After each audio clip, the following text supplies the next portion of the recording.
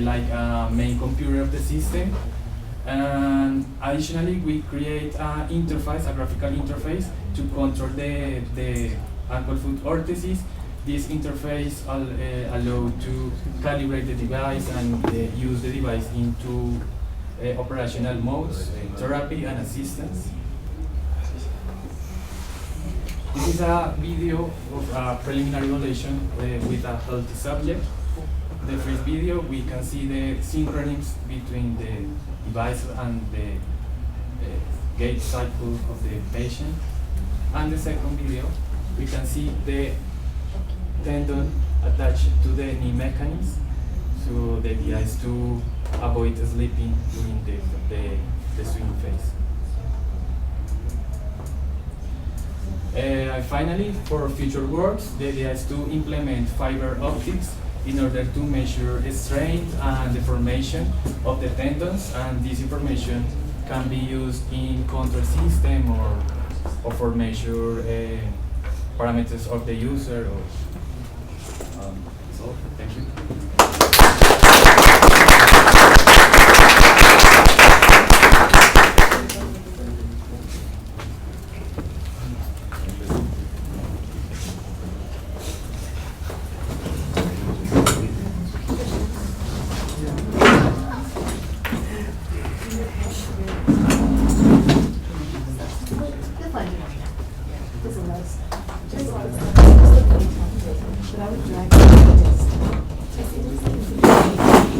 Creo que aquí Lucio.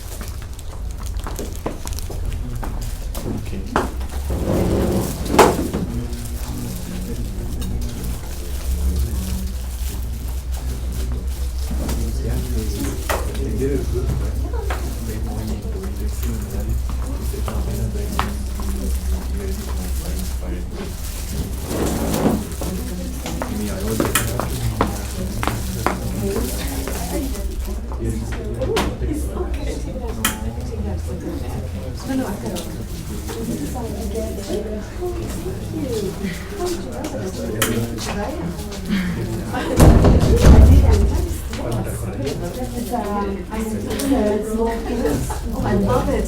Oh my God, I love the medicine. Thanks. I love the market. Yeah. Yes. So much fun. Thank you so much. Y yo.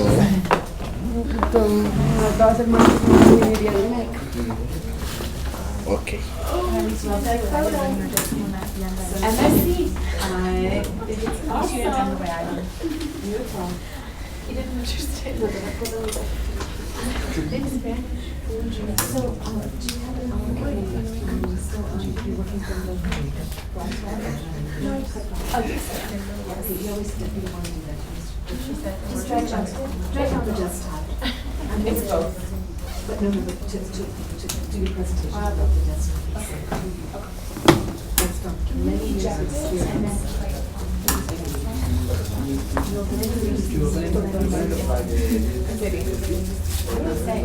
Natalia, ahorita tienes que cantar. Sí. La que quieras, pero tienes que.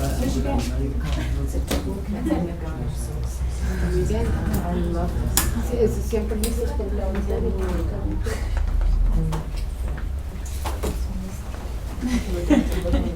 te va a calentar la ojito.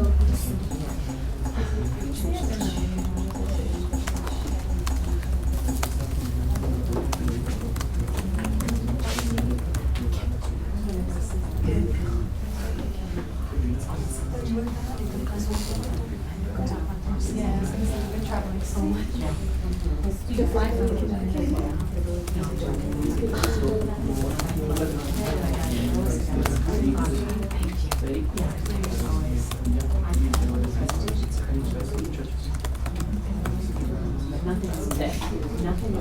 le pregunto cuánto tiempo es.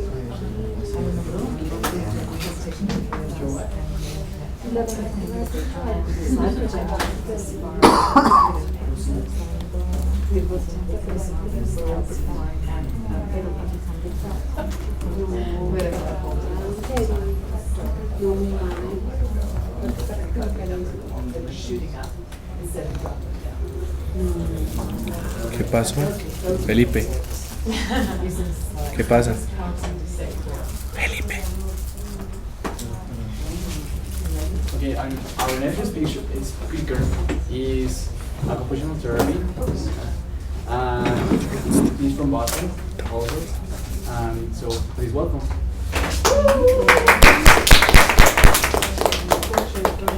Okay, doctoral student.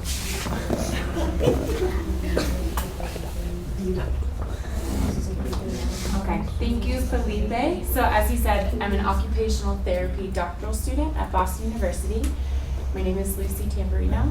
And before we begin, I'll just tell you a little bit more about my background. So I have my bachelor's degree in psychology and chemistry. And before entering school, I worked in Tanzania as a health department coordinator and as an occupational therapy aide. I was also a teacher, and I taught chemistry, and I worked on projects that included HIV and AIDS development projects and also gender empowerment. I also lived in Thailand and Sierra Leone teaching English and chemistry. So I had two previous research projects. The first was a lot of individuals with disabilities have people that help with like their daily activities, and they're called care partners. And so we want to see how they felt in this new caregiving role, whether they felt like they were more stressed out, whether they had more depressive symptoms, or whether they thought they were doing a great job. And so that was what my first research project was looking at. And the second was looking at adolescents that have had a concussion. And so Karen talked about brain injury, and so concussion is a type of brain injury. And so we wanted to see adolescents who had a history or a family history of a mood disorder, and we wanted to see how their symptoms were affected after a concussion. So right now, as I said, I'm at Boston University, and I've had two different fieldwork positions. So the first was working at the Aphasia Research Laboratory, and what we did was we had a cooking group with individuals that had aphasia, and a lot of kind of physical impairments that they had were hemiparesis, so having weakness of one side of the body, or dyspraxia, and that's like having difficulty coordinating your movement. So you know what you need to do, but your brain is having difficulty telling your body to do what it needs to do. And so we found a way to help them use assistive technology in forms of like adaptive tools so that they could continue cooking, and they were able to like communicate with their peers and kind of help work on their aphasia. And the second one was working at a hospital in Boston. It's the Beth Israel Deaconess Medical Center. And so this was at a hand therapy clinic. And so we looked at individuals that had upper extremity, like shoulder up to down to your fingers. And we saw kind of the hand therapy that they got there. And a lot of these individuals had fractures or had recently had surgeries or had damage or irritation to their ligaments or their nerves. So my project here, Kim's going to talk about next. So I'm going to go into a little bit about ways that occupational therapists and engineers work together at Boston University. But before I do that, I want to go into our HAT model. So this is a model that we use a lot in occupational therapy when we're working with assistive technology. So we focus on 4 different components. So if we're using like a walker or a wheelchair or an iPod or an iPad, we have to look at all these different dimensions to make sure that this thing is right for the patient or the client. So first we look at the human. So what kinds of barriers or supports do they have? What difficulties are they facing? What is it that we need to do? And who is it for? We also look at a specific activity. So just because you have a walker doesn't mean they'll be able to brush their teeth. So we need to make sure that every single tool we have is appropriate for the activity that they're doing it, because that's really what occupational therapists focus on, is activities. What do people do every day? What is most important to them, and how can we support them doing that? And then we also look at the assisted technology. What device do we think is going to help them, given the person that they are, what they want to do, and where, the context they want to do it. And so for us, our context, which is more kind of what Kim and I have been working on here, looking at what physical environments are there, what social environments, is there stigma towards using walkers, cultural, is it like, what do we think about individuals with disabilities, and how can we support them in this model? And so that's kind of the framework that we look at when we're looking at assistive technology. So this past year, we had a group of engineering students and occupational therapists at Boston University work together. And we wanted to 3D print assistive technology devices. And some of the benefits of printing assistive technology devices are, first, you can customize it to your specific client. Just because Shannon and I have a similar disability doesn't mean that that device works for both of us. So that's what's cool about 3D printing, is it can be very specific to that person. It also can be specific to their occupation or to their activity. And also we can create it within hours. So instead of saying, this is the device that I need, let me look up on Amazon, okay, it'll be here in 2 weeks. You can just insert it into the programming component of the 3D printer and print it, and it's ready within a few hours. And then lastly, it's usually cheaper. So once you have access to a 3D printer, the material that you use is going to be a lot cheaper than it's going to be to buy it online, customized.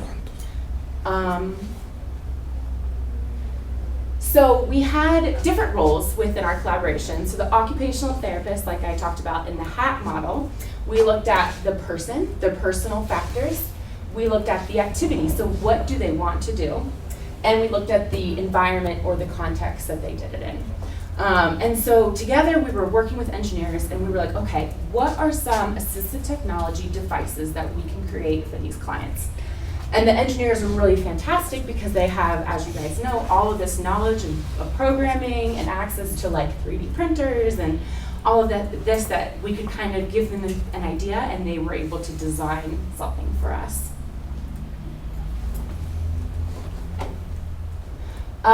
So before I talk about that, I'm gonna go over 4 different examples. And a lot of these have to do with like upper extremity impairments. But as Karen talked about, occupational therapists are so much more than just upper extremity. They can help with individuals that have a cognitive disability. We're really just focusing on activities. So I just want to preface that before we start. So the first, we had a young adult who had poor fine motor skills, and she wanted to be able to drink a soda. So we came up with this case study. It's not a real person, but we just thought, okay, or it could be based on a real person, but we didn't, this isn't her. This is just an example of how to use it. So we had a can, and there are 2 devices. So the first, we have a holder where you put the can in, and instead of having to grasp the can like this, you can just slip your hand in through the holder, and then if you just flex your wrist, you can still drink. And the second was one that that occupational therapy students made the year before, I believe. And this is to help them open the tab of a can. And so usually you need to have a really difficult pinching grip to do that. And so instead we created a tool where if you just, flex your wrist, you're still able to open the can. The second one was we had, and this was a real person, we had an older adult who had arthritis, and crocheting was a really important occupation to her. And so we wanted to figure out a way that she could continue crocheting even though she had some pain in her joints. And so we created an assistive technology device that has 2 parts.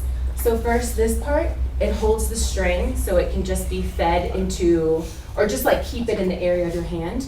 And then we have the second one that feeds it into the area that you're maybe crocheting a scarf or something. And so you can see here that she doesn't need to like flex her finger, and she's still able to have the string go into the area that she wants. And when she got this device, she loved it. So. The third is we thought about a woman that might need help getting medication out of her packaging. So usually for this, you need to have two hands and be able to pinch it and then push down. And that's a really like complicated movement, especially if you have any kind of like dyspraxia or fine motor impairments. And so we wanted to create a device here where you slip the medication in and then you can just push down like this and it'll pull the medicine out of the packaging. And then the fourth and last one that I'll go over was we had a young adolescent girl with also poor fine motor control who wanted to be able to use a tampon. And so usually with a tampon, you need to be able to pinch it with two fingers and push up. And so that was also a very difficult task for this person. So this group of occupational therapists and the engineer created a device where you can put in the tampon, and if you push or if you like grasp like that, it'll push the tampon up and then you can remove the applicator. So these are 4 examples that we had. We had many other examples, but I'm not gonna take up the rest of your time.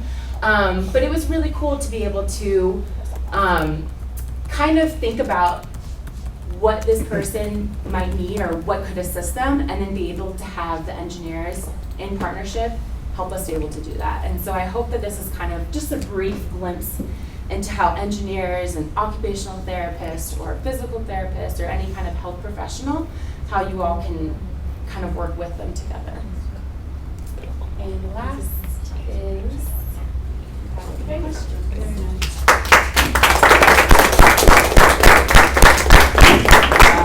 do you think in a website like Thinklers to share your designs with other people around the world? Yeah, so a lot of our like our initial designs did come from like websites like that. And I feel like a lot of engineers have created that, I'm not quite sure, but there are like CAD designs that are already out there. Yeah. And so we were just looking at, okay, do we think this is realistic? How can we adapt it? Like the crocheting one, there's like a device online, but we wanted to, using our occupational therapy knowledge, we adapted it slightly, but that is a possibility. We can share it. Like a website to share all of the experience, not only the design, the use of the device for the people, to inspire other engineers around the world, because the 3D printing is a very, very popular technology nowadays, and it's so easy to take some CAD design and adapt using software for other person. I think it's a great idea because we're continuing, this project's going to continue with Rebecca. That's how Rebecca and I met. And we have now 8 real clients we're working with.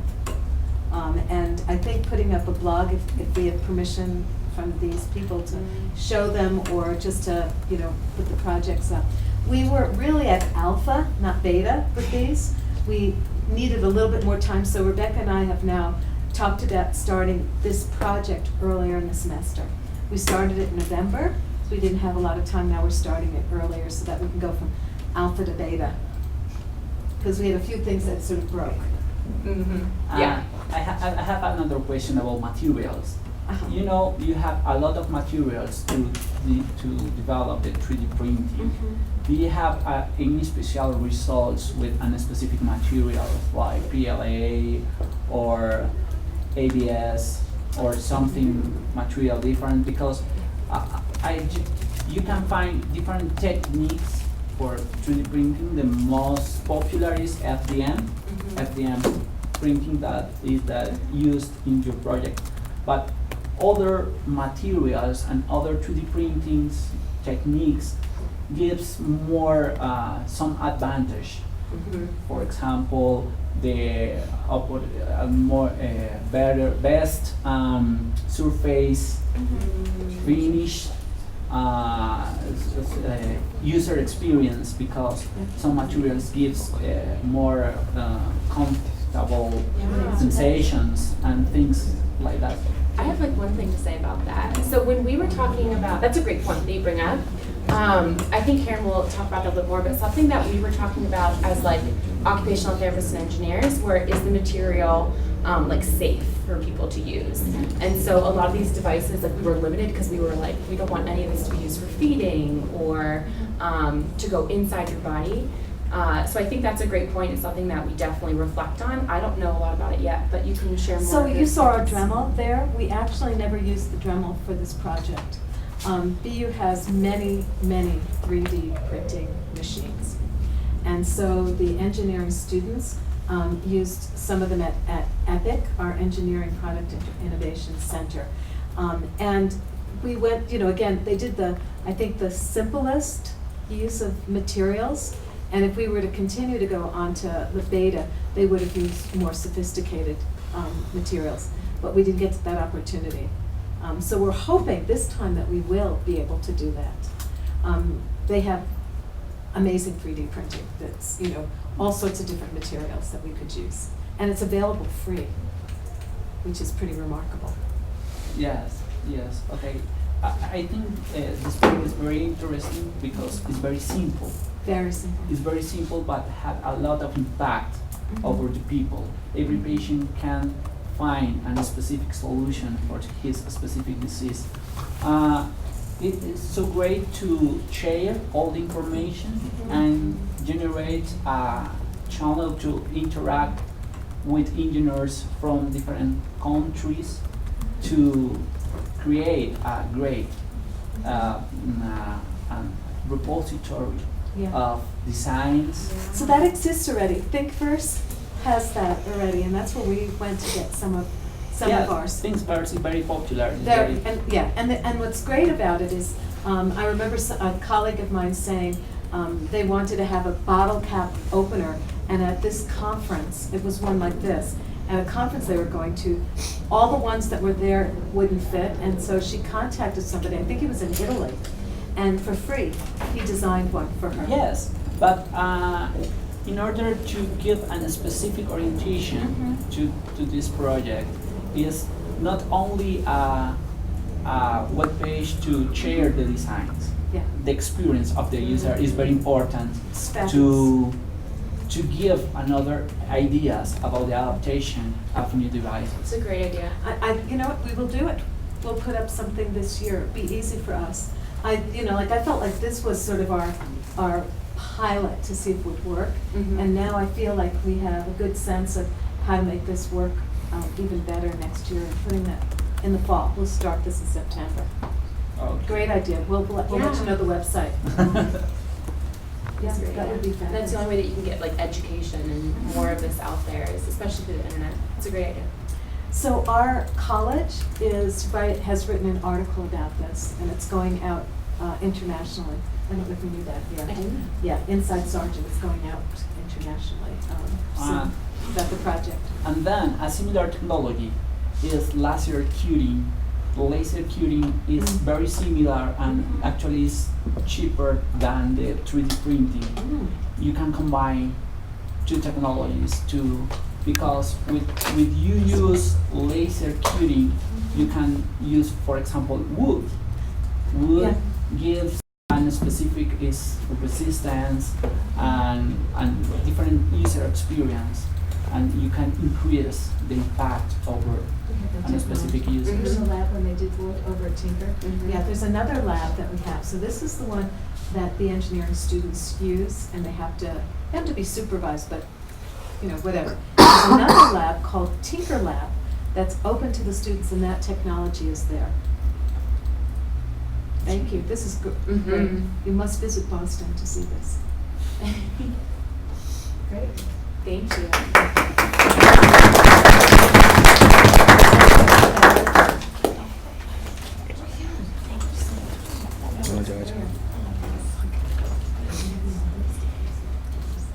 I thought it was a special case for. No, it's my lipstick. It's from China. No, it's not. It's like still. Oh, it's there. Oh, it is there. Never mind. I'll take it. Sorry. It's okay. Thank you. I'll get to you the article. I haven't seen that yet.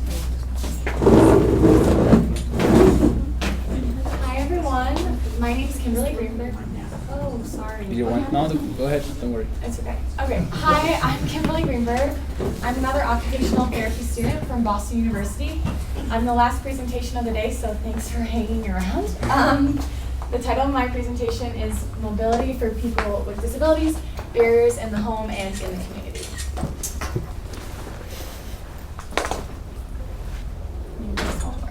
There we go.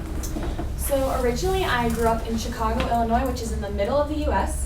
And then I moved to the East Coast, to Western Massachusetts, to obtain my undergraduate degree in biology and in Spanish at Amherst College.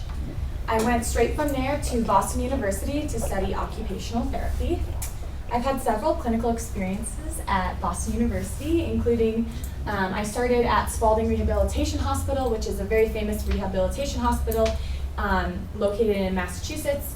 They specialize in stroke, traumatic brain injury, burns. They have a lot of really unique therapies there. I also had a clinical experience at the Department of Massachusetts Department of Mental Health, where I got to work with people with schizoaffective disorder, schizophrenia, and bipolar disorder. Last summer, I had the experience of going to Quito, Ecuador, and I volunteered at a clinic there called Fundación Hermano Miguel. They specialize in a lot of neurorehabilitation there. And finally, last semester, I led a little group of kindergarten students in fine motor skills at a public school in Brookline, which is a neighborhood of Boston. So the research projects that I've worked on at Boston University include the design of a self-report or a patient-reported outcome measure for youth and young adults with intellectual and developmental disabilities. There's like a gold standard for evaluating different activities of daily living for youth and young adults called the Pediatric Evaluation of Disability Inventory. And in my lab, we really value obtaining the patient's perspective or the client's perspective. So we're trying to create a self-report measure for these students. In the US, we have a lot of occupational therapists employed in schools for children with disabilities. And it's really hard for transition age students because those are students aged 14 to 22. They age out of the public school system at 22 years old, and then they're in the community without like the supports of occupational therapists, physical therapists, special education teachers, etc. So the point of this self-report is to help gather information from their perspective to help enhance their transition and make it more easy and less stressful for both themselves and their parents.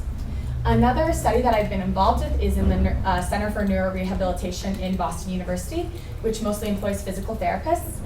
They have an intervention that they're using, cognitive behavioral theory principles, which is about addressing maladaptive thought patterns that patients might have to motivate them to complete exercise programs. So basically they're using mobile health technology with people with Parkinson's to develop exercise programs, and they're collaborating with occupational therapists to involve them in behavior change principles. Oh gosh, okay. So I want to start out with, I know everyone's been defining occupational therapy, but I think that we really need to emphasize this point over and over again because people generally get confused. No matter where I am in the US, outside the US, people don't really know what we do. So occupational therapists, we focus on activities of daily living and participation. So we focus on what people want to do. So that could be anything from going on a walk with your spouse, to going dancing with friends, taking care of your children, cooking with family, playing soccer, or going to school. And we focus on all of those in their natural context as much as possible. By natural context, I mean we might go to the soccer field and analyze how their participation is there, rather than doing it in a more laboratory or contrived setting. So when we're thinking about participation, we try to think about 3 factors. We think about the person, so that could be anything like their diagnosis, their age, what they like to do and what they're motivated to do.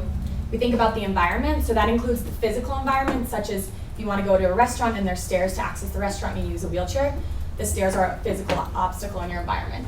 However, we also think about social environment, so that involves family supports and friend supports. So we find that a lot of times participation is impacted not only by the physical environment, but by the social environment as well. Finally, we think about the activity that the person wants to do, and we talk about in occupational therapy grading up an activity or grading down an activity. Sounds really complex, but what we do is we think about all the task demands or all the steps that are involved in doing an activity, and we can either simplify those steps to make it more accessible for someone, or we can make it more complex and more challenging to make it more difficult. So basically, as occupational therapists, I think about what factors I can change with regards to the person, the environment, or the activity to enhance their participation in the activities that they want to do. So our research in Colombia is what I'm going to talk about next. So we're doing a study here about the influence of environmental, social, and personal factors on participation and activities in the home and in the community. And we're trying to get this data from the perspective of people with disabilities in Colombia. We really think that I don't have a disability, so I can't assume what the lived experiences of someone with a disability is here. So we're always using patient-reported outcome measures or self-reports in order to obtain their perspective, because that is what is most important in our eyes. We're also going to try and identify the benefits and limitations of current assistive technology with regards to walkers and wheelchairs and canes. And we're using that in order to enhance our collaboration with engineers who are working on designing more efficient and better assistive technology for people with disabilities. So we're using 2 different questionnaires to obtain this data. The first is a home and community environment survey. As I said before, this is a self-report assessment. So we're gonna ask people, what is it like walking through your community? Are the sidewalks safe for you to walk with a wheelchair or with a cane or with a walker? Do you have access to areas to rest when you're moving throughout your community? Do people in your home support you if you need help? Do people in your community support you if you need help? We can't assume those factors from the perspective of a caregiver or of a rehabilitation professional because they don't have that lived experience. So we're asking from the perspective of the patient themselves. And we hope that this will get us a lot of information, quantitative and qualitative, about the environment and how it affects people here. The second questionnaire that we're doing is called the Quebec User Evaluation of Satisfaction with Assistive Technology. This is another self-report or patient-reported outcome measure. And what it does is it has patients describe the level of satisfaction they have with current assistive technology. So we ask them about like the weight of your current assistive device. So a lot of patients who we've already interviewed use wheelchairs as their primary means of mobility. So we ask them, how are the dimensions? Like if you're trying to navigate through a door, how are the dimensions working for you? How is the weight working for you? How is the safety? Do you feel secure using this? Questions like that. And we also ask them to rank what are the most important factors of their assistive device. And that's really useful for us because then we know that engineers, we're trying to design the best assistive technology, but we're also trying to make it cost effective. So if we can rank what factors are most important, we can think about where we want our money to be most invested in. So the benefits of this study are that we can understand environmental, personal, and social factors that are important for the design of assistive technology. And we can obtain from people with disabilities here their perspective about what is most important when we're designing assistive technology. And we can use this information, as I said, to prioritize the factors that are most important when we're designing assistive devices. I also just want to emphasize that the whole goal of the 100K project is collaboration. So Lucy and I being here, we've really gained a lot of knowledge from being able to work with engineers, understand how you think, understand how you're analyzing joints and movements and like range of motion, and how we can think about that working in a natural context. And it's so important to do collaboration when you're involving assistive technology, because you need both the engineers in terms of the design side and you need therapists in terms of understanding the patient's and the client's needs to work together in order to make the best assistive technology that will actually meet the needs and demands of the population. So yeah, that's the conclusion of my study. And I don't know if you have any questions. Do you want to give an update of what you guys Yeah, so Lucy and I got to go to the mobility clinic yesterday, and we got to complete questionnaires with 10 different patients. It was really exciting. They were all very interested in our questionnaires and being able to report their perspective, and we've also had individuals tell us that we should report this data to the government because although there are laws about accessibility here in Colombia, they often say that they're on paper only and they're not translated to real life. We also have asked them questions about the assistive technology that the engineers are currently designing and their thoughts, and they're extremely excited about the possibility of obtaining this device and being able to use it. We're going to continue collecting as much data as we can from as many clinics as we can while we're here, but we're really excited that we have started collecting data. Oh, sure. So we've only seen like 10 people so far, but one like common theme that we've seen is that like a lot of people say that they don't have education on like the devices that they're using. So as you guys like continue to develop devices, make sure that you're providing a way to educate the people that use them so that they're using them correctly and safely and that they want to use them.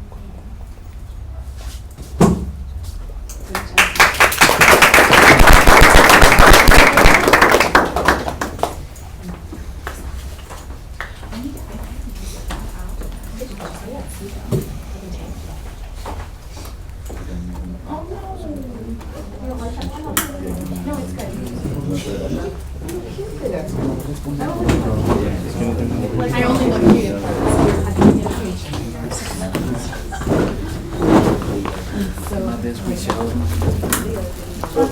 Thank you very much for everything, but we are not finished yet. Chicken. So we have time for the coffee break. And also speaker has a special break. And afterwards we would like to develop some groups and study some ideas, but we will explain after the coffee break the method. So let's go into the coffee break. Even if you are full, it's time to eat more.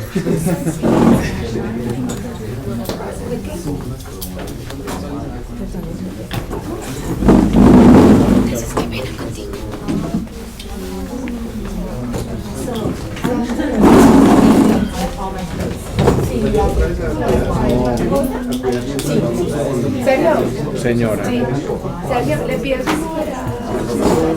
pensé que me ibas a regañar. sí te voy a regañar porque necesito esos componentes ya el lunes, no, el curso es el martes. Pero entonces es que el pelea es para reponer, las cosas ya están impresas. Yo tengo que hacer recolección de ese dinero.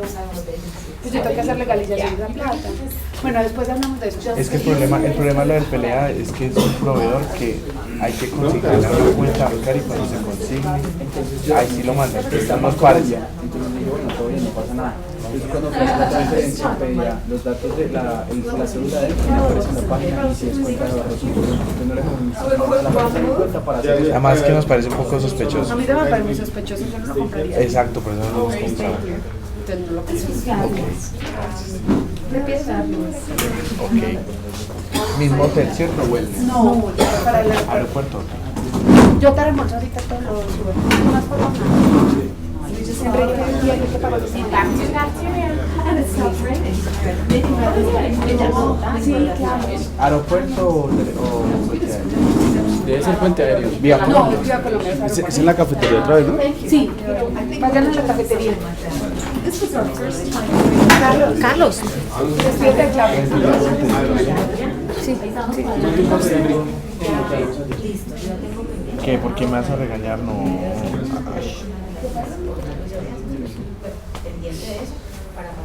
¿Has oído? Profesora Marcela Munera, ¿por qué me vas a regañar? Porque necesito esos componentes ¿Qué ya, componentes? no para el lunes. Pues todo lo que falte, necesito que esos health kits estén buenos, necesito hacer legalización. Vengamos a comer cositas. Que no quiere ir a comer. Ese camisa. Bueno, vamos a comer. Ahí. ¿Dónde está la profesora? Ah, está aquí un segundito. Ya. ¿Ustedes se van a quedar? Gracias. Gracias a usted, no. Miguel, me hace el favor. Gracias. Deberías discutir lo de las prácticas. No me